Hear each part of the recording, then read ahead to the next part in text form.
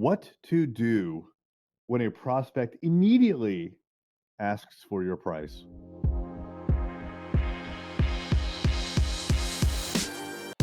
What's happening? It's Erik J. Olson. Every once in a while, we will get a prospect who calls our office number or they send an email to one of us and they immediately ask for our price. Now, sometimes we will give them an idea of what our pricing generally is if we suspect that they're looking to bottom feed or, shop for the lowest price possible. So one tactic is just to throw out a number like, oh yeah, most of our services start at $1,000 a month. I'm just making that number up. But if they hear that and they're thinking like $10 a month, there's clearly a massive disconnect.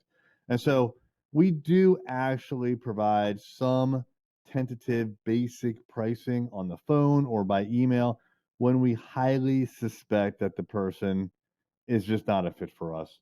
And that usually about 75% of the time just kind of clears those people out and we don't need to spend any more time on them. Now, there are other times where we feel like they could be a good prospect. And in those situations, we actually do not want to give pricing right away or even hint to it.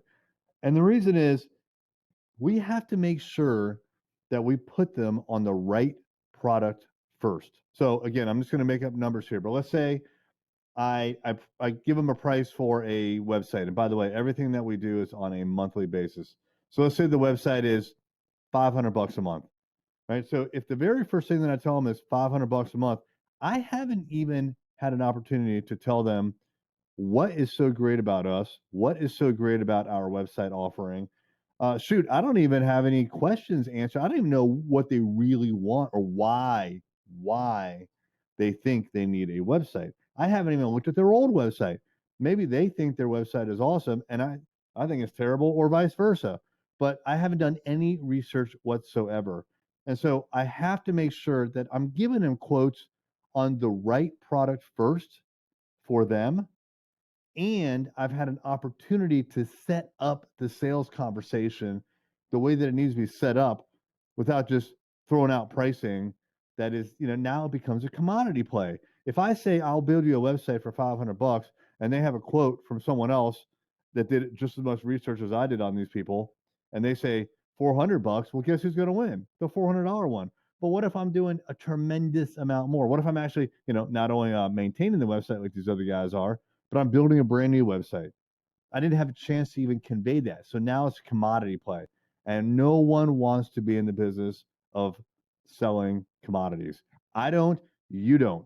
If you're selling commodities, then it's a race to the bottom. Do not race to the bottom.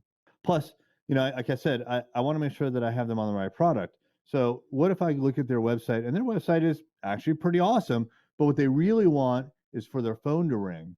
Well, if what they really want is their phone to ring, you may not need right now to build a new website, especially if your website is fine. They may just think that. This happens all the time to us.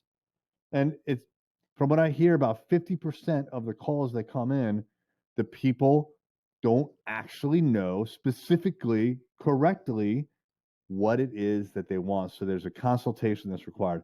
I may discover their website is awesome, but their SEO is terrible, or they're not running ads. And if they were to run ads, boom, they would get leads immediately.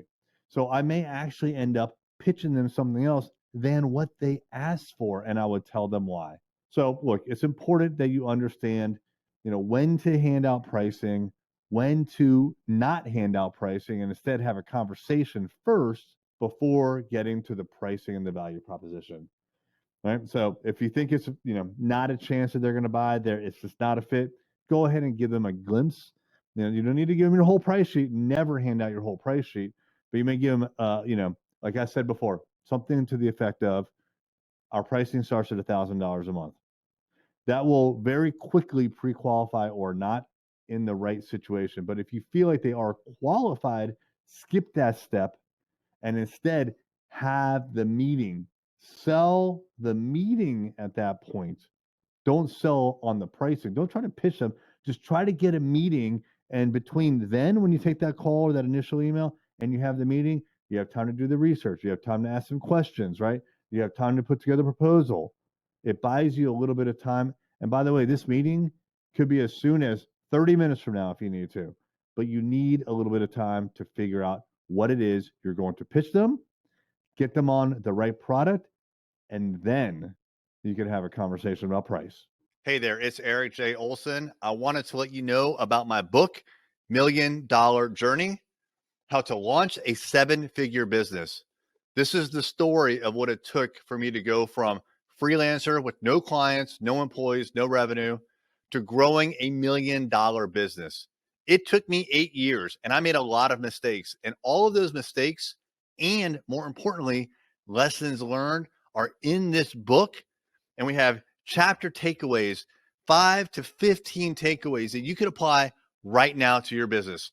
Check it out on Amazon, $1 Million Journey by me, Erik J. Olson.